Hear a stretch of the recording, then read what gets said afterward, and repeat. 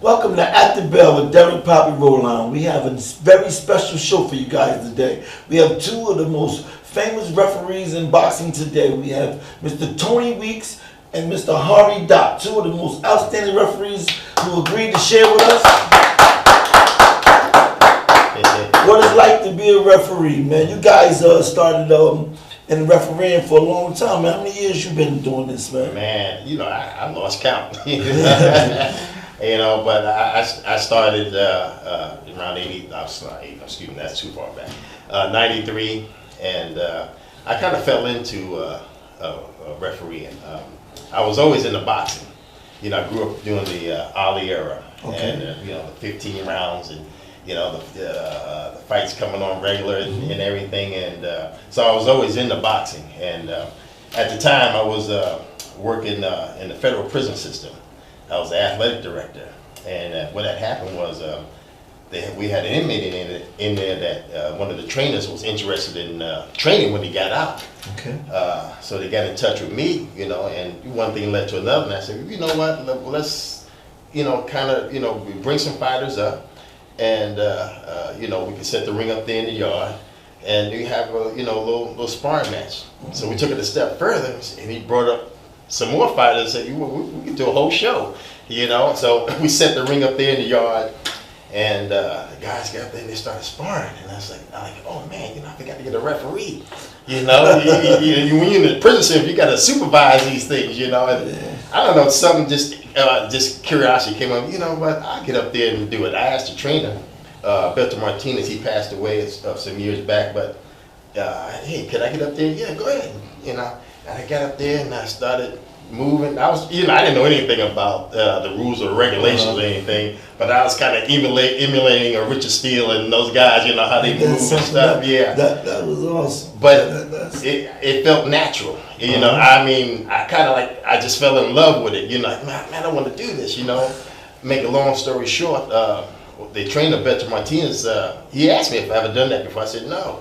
He said, well, you got good natural movements. And actually, he took it a step further and called the Arizona State Boxing Commission and said, give this guy a shot.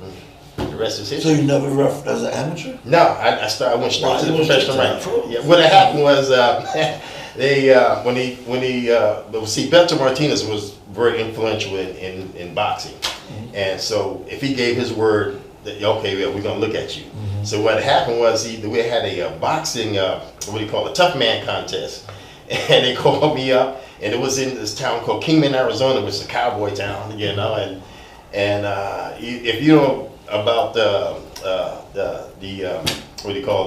tough man contest, you got these undisciplined fighters, and they're gonna go at it and everything. So I get up there, and everything went well, and the guy said, "Cool, see me Monday, check your physical, and be ready to go." Sounds like the Commissioner Larry Hazard's story. He told me how he started. That was interesting. Yeah. I mean, Doc, I know your story, man. But me and you boxing the amateurs together, man. And what made you stop from the boxing straight to the referee? You probably very few boxers become referees, huh? Well, there's a few. Well, I got to a point where I did have one pro fight, won a couple of amateur titles. I had one pro fight.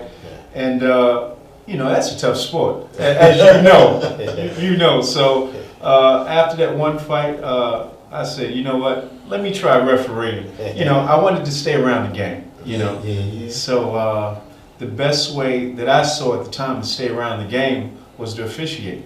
So I started refereeing. I started reffing in '97. In the amateurs. I got my pro license in 2003, and I've been going ever since. So. Yeah, it must be good. But you guys, I saw you guys on TV, so many big fights. I bet it's a really big responsibility, man. You got two guys' lives in your hand. Absolutely. And with the fight game, man, even though it's a good sport, we all love it, but a lot of our fighters wind up with very damaged, man. Mm-hmm. And we don't want the fight to get too soft, where the referees stop the fight too early, but at the same time, we don't want to keep seeing our fighters with they can't even talk, at the end of their career. So, what do you think about that? There's always that fine line,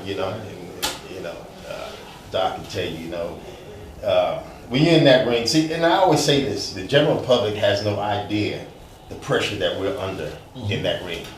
They can look at a replay in slow motion, 5 different angles, and oh man, how did he miss that call? Or why did he stop that fight? You know, they don't understand, you know, that pressure that you're under, that you have that much time to make a decision, and that decision may be the right decision. You know, there's a lot of factors go into you know, fighters who leave the game. They stay in too late. Yeah, a lot of that. You know, you got these hanger-ons, and oh, you still got a champ. You know, you in there. You know, and that puts a real heavy responsibility on us. You know, because we'll get a fight and one of the doctors or whoever one of the commission people may come over to us and let us know, hey, well, you know, this guy he's on the tail end of his career and he's been taking a lot of punishment. We want you to watch this guy. You know, make sure that the commissioner speak to y'all like that. Oh yeah, for sure. Okay. You know? Yeah, we have to have that communication.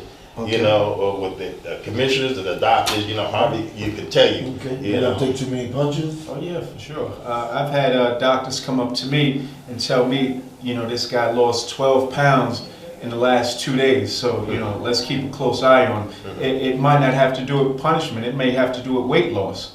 You know, so there's a lot of factors we have to be aware of before you go into that ring.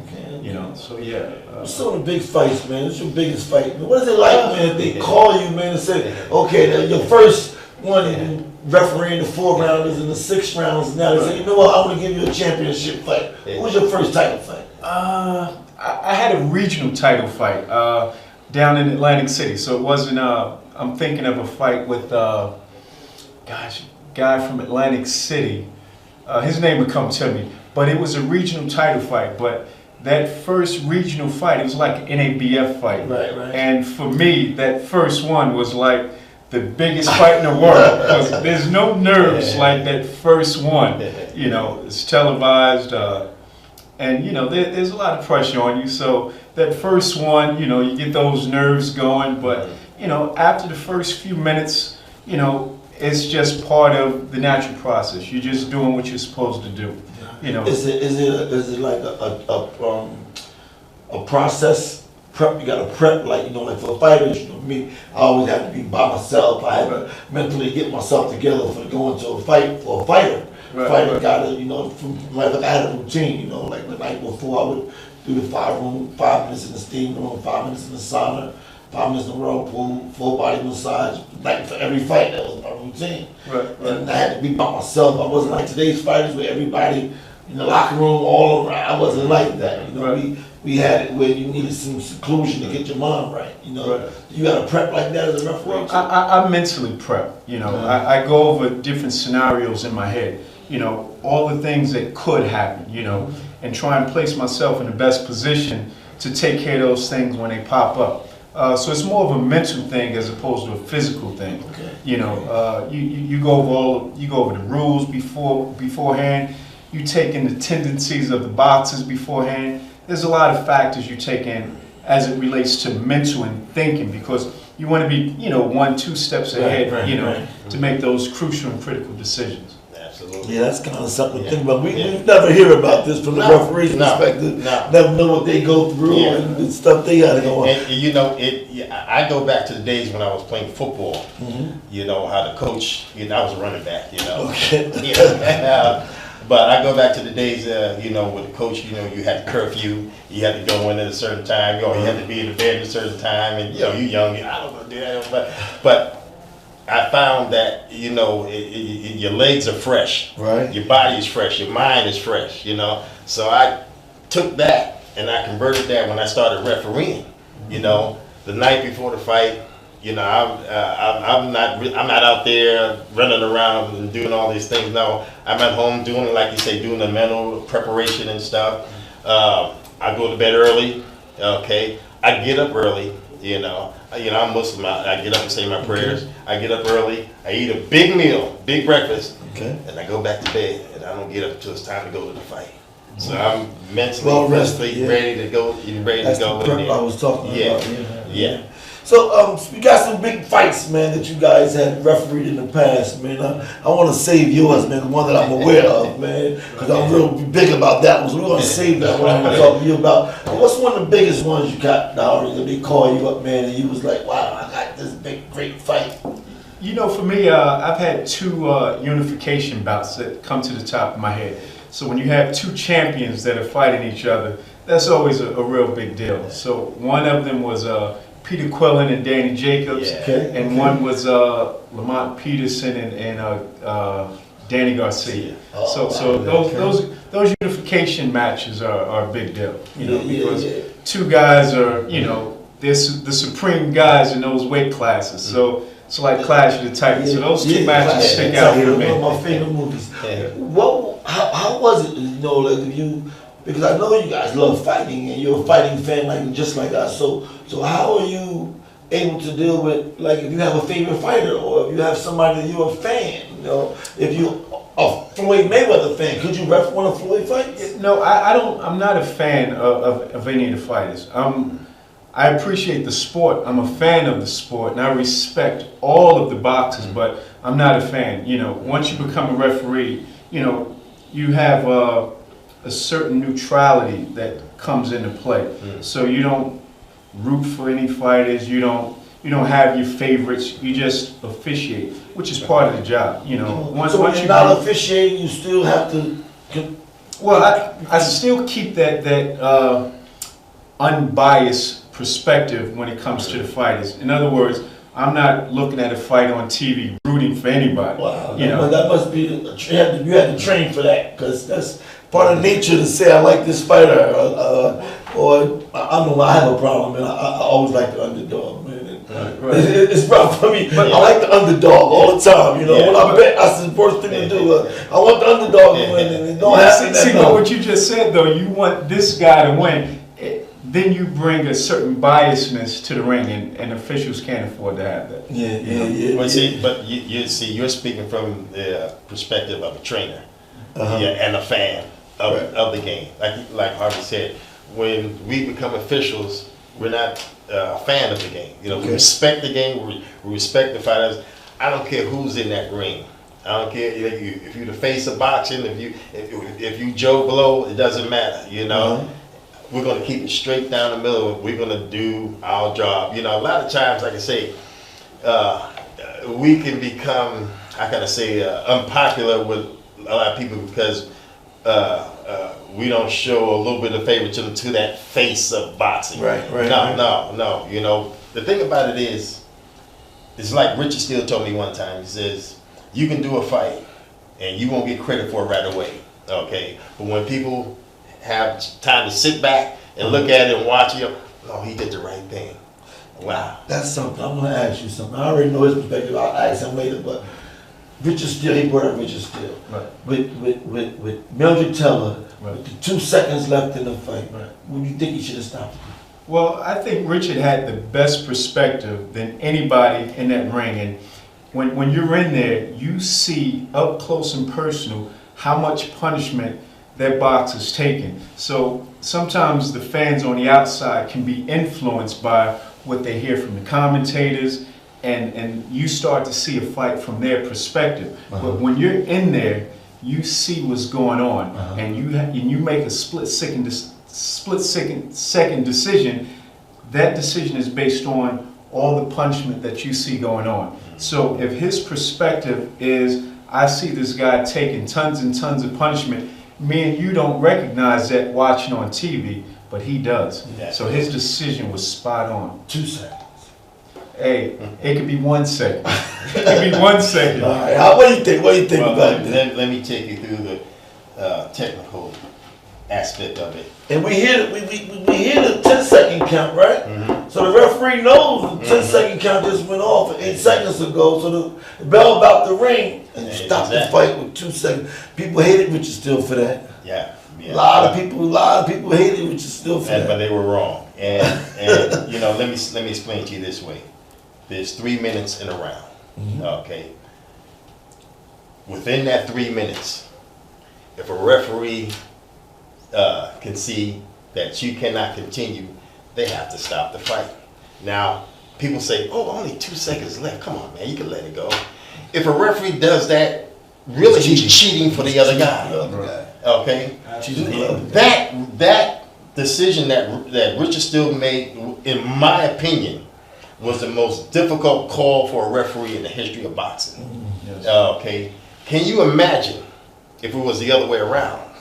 You know, no, you can have a riot up in there, you know. But once again, I go back to what Richard told me. There's times, and today, you know, people can still be mad at it, but they understand that no, you have to make that call within that duration of that round. Okay. And if you don't, you're not doing your job. Yeah. Okay. And on top of that, Mildred Taylor was not the same after that fight. Yeah, he took And on top of that, when he went down, okay, he was distracted by Lou Duva getting up on the ring apron. So when Richard asked him twice, he wasn't paying are attention. you okay? He wasn't paying attention. He's looking the other way. Right. And he just gives a little slight nod, you know. Fighters will tell you, we've been in the ring, and the fighter, even if they're really hurt, and you all right? Yeah, I'm good. You know, they give that, yeah, not like, no. It's, like I say, when you're right there, you see it.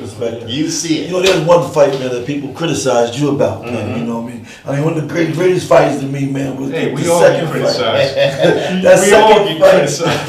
That second fight with Castillo and Corrales, That's his man. first fight. The first fight. Yeah. Oh, when he fell down, he took the mouthpiece out, all of them. And, oh, wow. Tell me about that, man. How did you not stop that fight when he was so hurt so easily and wasn't all the way, and you continue to let it go on, and then stop Corrales, stop the fight for Castillo. Tell me about it. Well, first of all, let me rewind.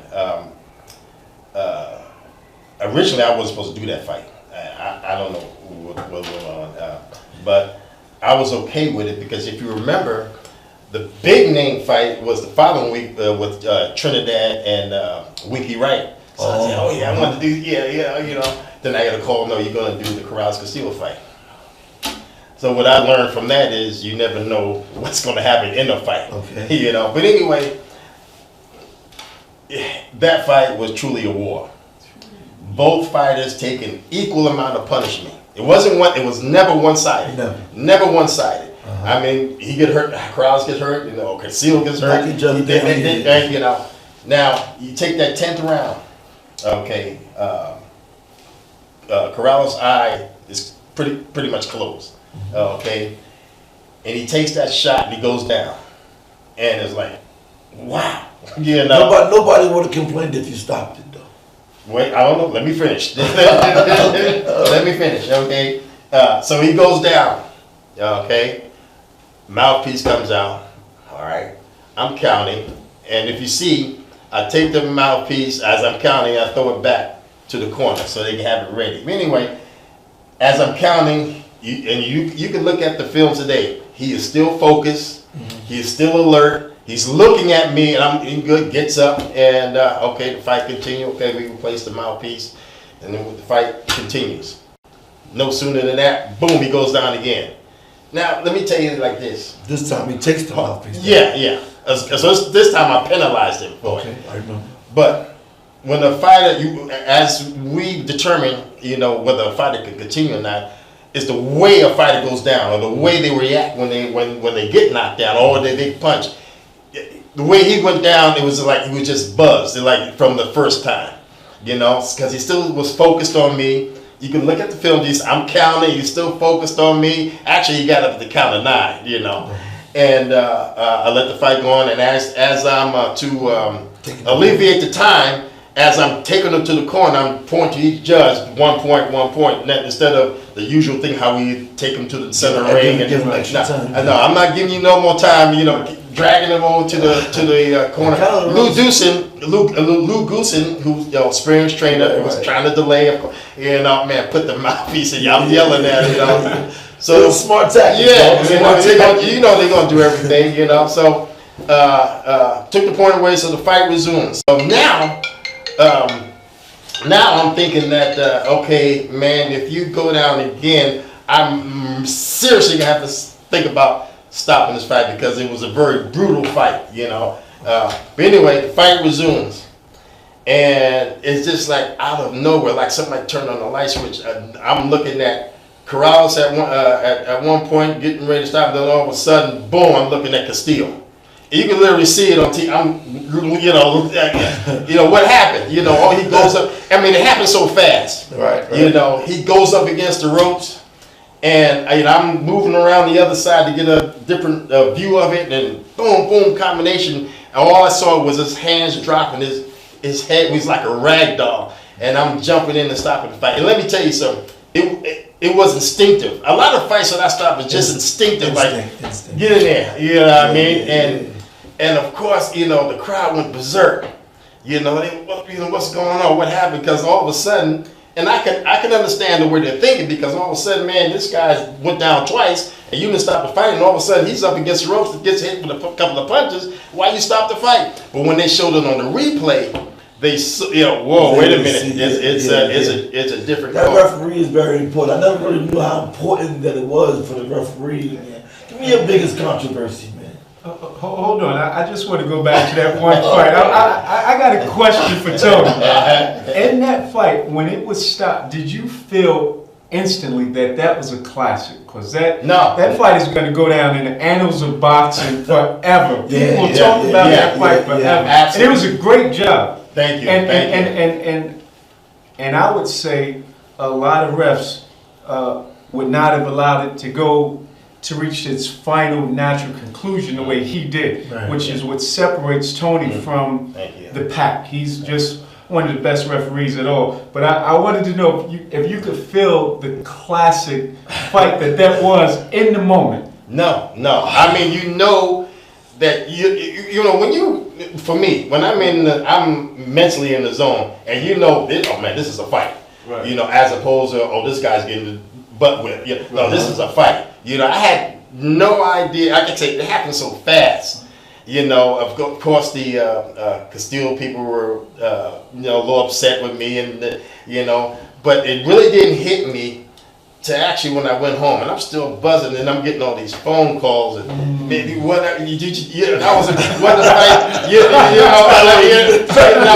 and then when I looked at it wow, what a fight! Wow. The courage for this guy to get up off the canvas twice and come back like he did. Now, I've done Corrals before, so I knew what he can do, but for him to be on the brink of being knocked out or taken out, and to come back like that. And you mentioned when I'm, what's his name, the great Emmanuel Stewart said to me, he said, Tony, any other referee would have effed up that fight. You did the right thing, and coming from a legendary trainer like that, they know. Like I say, there are always going to be some difficult calls that we have to make, right? You're always going to be criticized. You can make the absolute correct call, and somebody's not going to be happy. Right. But as long as you do your job, it's like the great Larry Hazard told me: as long as it's in black and white, and you see, and it's okay, then you're good. That's right. Yeah. Give me some controversy you had to deal with. You mean a tough decision you had to make in the ring. I mentioned one of the first unification matches I had between Danny Jacobs and Peter Quillen. Yeah. Big fight, 2 champions. Danny hurts him in the first round, follows up with a big right hand. Quillen is not in good shape. Look in his eyes. I don't like what I see. He's on Queer Street. It's the first round.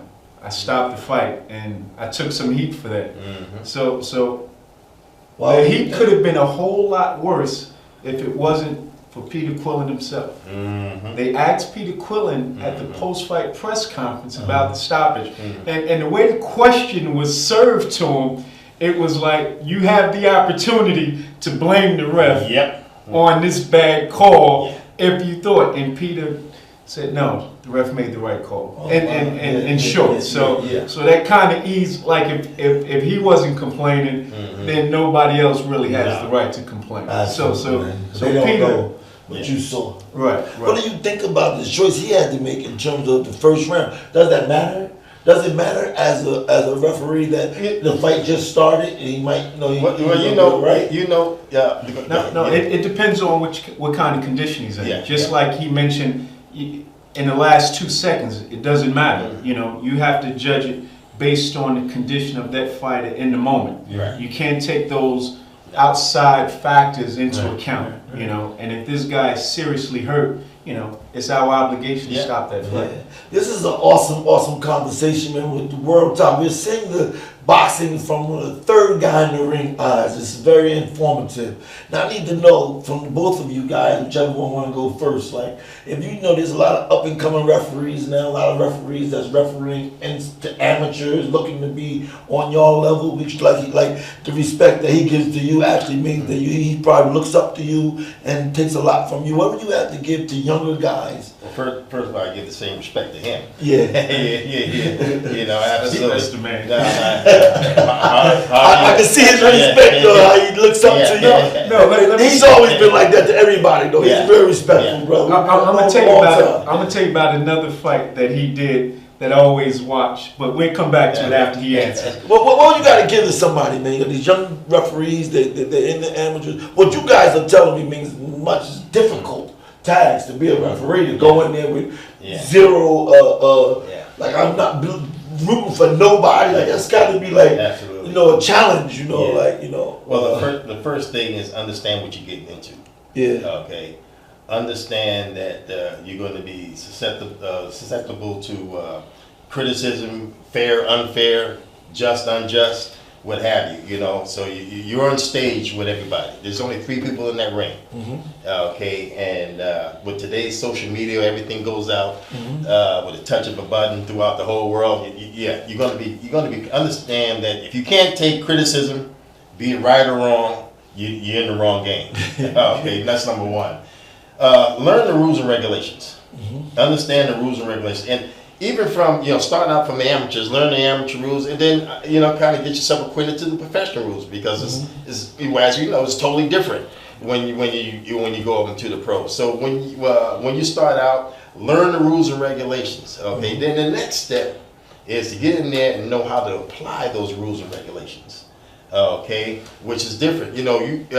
And I'm sure Harvey does the same thing. We go to local gyms and work out with the fighters when they're sparring, and get in the ring and get in certain situations. So, excuse me, when something happens in the ring, you know what to do. Common thing, a knockdown. Hey, stand and fight to go to the neutral corner, pick up the count from the guy, and and you work it from there. But just understand what you're getting into. Understand the rules and regulations, then understand how to apply them. And I'll let Harvey take the rest. So I wanted to go back to a fight he had. See, because what happens is we all learn from each other, right? So whether it's directly or indirectly, I can be watching a fight on TV from out of the country somewhere, a fight in Europe, Asia, wherever, and I'm learning. It's always like classes in session when there's a fight going on. Absolutely. So there's a lot of fights that stick out in your mind where it's like, what would I have done in that situation? Right. So everybody talks about Tony's fight with Corrales and Castillo, but for me, the fight that is like, it's like a high level way to handle a fight is everybody can look good in a fight where there's not much going on, where there's no infractions. Both boxers are what they call clean, meaning they're not breaking the rules, they're not hitting after the bell, they're not hitting on the break, they're not hitting below the belt. Anybody can look good in those fights. But the key is, how do you handle the tough situations? So there's a fight that he did, and I can watch it every week. And it was a fight between 2 guys that didn't like each other. And they were 2 rough competitors. I'm trying to beat you to my mind. No, you're not. I know what you're going to say. I know that. It was Bernard Hopkins and Antoine Eccles. And these are 2 just rough street junkyard dogs. And I mean that in a complimentary way. These are 2 ultimate competitors. And if you do something to me, I'm doing it back to you. You hit me low, I'm hitting you low. You hit me on the break, I'm hitting you on the break. It's almost like a glorified street fight. You know what I mean? And all now you kinds of Now stuff. you got to take control. How do you get control of that? Exactly. How do you get control? And not many people can handle that fight like he did. That fight is like, if you want to know how to get to that next level, everybody should put that fight I'm gonna go on home their and watch that. roster. Bernard Hopkins and who? Antoine Eccles. Antoine Eccles. Go watch that fight so we can learn what how Tony Weeks did. I'm gonna go. Masterful. Thank you. Masterful. Thank you. Let me tell you. I'm telling you from the beginning. That was my first big or major fight in Las Vegas when I got in Vegas. Okay.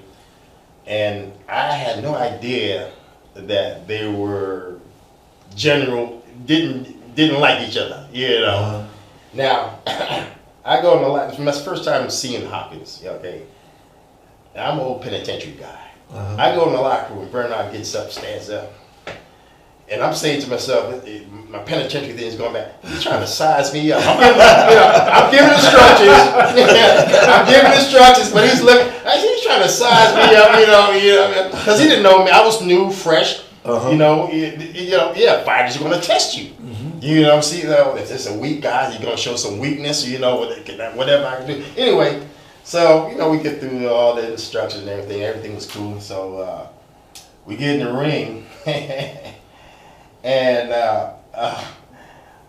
Bernard's doing this thing, and I'm warning him, we talking about the first, I can't believe it was, I think it was the first, second round anyway, and I'm warning him, hey, man, and then Bernard, I think he hit him low again, and Eccles had stopped and looked at me and like he was complaining, and then Hopkins stopped, and then when Hopkins was looking at me, Eccles clocks Hopkins, and then Hopkins being Philadelphia, he clocks him back, So I jumped in there, and the street thing came into me. I had to speak the language that they understood. I said, yo, cut the bullshit out. Right off the bat, you know what I mean? Yeah. Now, the fight, like you said, it was a rough fight. And HBO, Larry Merchant, all that, I'm thinking to myself as this thing is going on, oh man, my career is done. Larry Merchant, they're going to have a field day on this one, man. They're going to have, because when you're going through it in real time, you just can't grasp what's really going on, Make a long story short, okay, like I say, Bernard's doing this thing, following all the way through. Finally, I took a point away from Bernard, okay? And we have a kind of little running joke between us every time we see each other. He said, I came over to the corner and he said, Mr. Weeks, no other referee ever said to me what you said. And I went over to the corner and I said, Bernard, cut it out, fight like a champion. He said he couldn't dispute that. And from that point on, he was cool. He didn't knock him out, but he hurt him. I had to stop the fight. Now you told me how the fight ended. Hold on. I want to know. Well, you still gonna be cool, you know what I mean? But now, at the time, Mark Ratner was the executive director. Now, when Mark gets in that ring, there's usually some type of controversy or something. Mark comes in the ring and tells me, "Look, Tony, don't even talk to me. Don't talk to anybody. Just go straight to the back after you raise the hand." So Bernard has his hood on and stuff, and they're announcing the winner, Bernard Hopkins, and I'm holding his hand up, and he's telling me, "Sorry, I gave you a rough time." So hold on. So I get out the ring, and you walk through a gauntlet of people. Oh man, what you doing? And I'm going in the back, and I'm sitting down, and I'm like, oh man, and all these I don't know who they were, but I knew they were. I can't remember the brother's name, but they were trainers. Okay. He says, "Man, that was a rough fight." He said, "Let me tell you something, man. It's going to be a blessing in disguise because that was a fight even for the most experienced referee. You did a good job." And when I looked at it at home, I finally mustered enough confidence to look at it. It wasn't that bad. You realize how good you did. Oh, okay. It put me on the map. Oh. Okay, it put me on the map. I mean, I was already a professional coming into Vegas, but that night it made me a pro. And I gained a lot of respect from Bernard and a lot of fighters. The way you handled it and the way you did it. Because like you say, anybody it's like driving a car. You got a smooth road straight down, but if you got some twists and turns, you got a maneuver you have to do. Yeah. How you gonna handle it? Yeah. You know, how you gonna handle it? So I was blessed that it went okay. You know, Larry Merchant didn't say nothing. Yeah. I appreciate that story, and so is our viewers going to appreciate that. All right, Doc, and what you got to give the young referees that's coming up trying to be as good as you and Tony Weeks? Well, I think like Mary here, we go to the gym often, and I would say find yourself a good mentor. Okay. You know what I mean? And God bless somebody him. that you look up She had a to. good mentor. Sorry for cutting you off, but I want to give him respect. Earl was another Earl, good for sure. referee. Earl Moore. God bless Earl him. He was, Earl Moore was Ah, good yeah. dude. I know him Yeah. since the amateurs, Yeah. and she had a good mentor. That was Absolutely. good. Earl mentored a lot of us from Jersey. Yeah.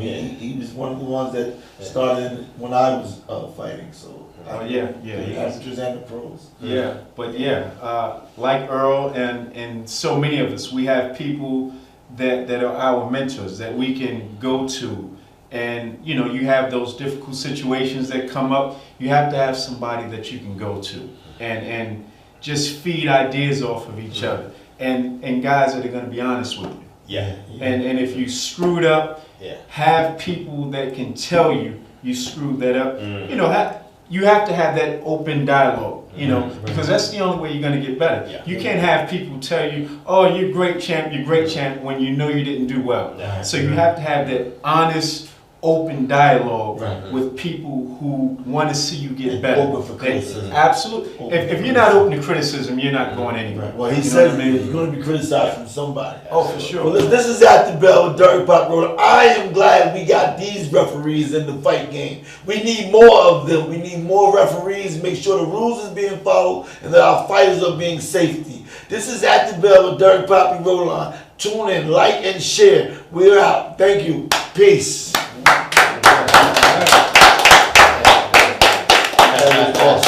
That was awesome. No, That was awesome. No, you were brother. Thank you. Hey, Pop,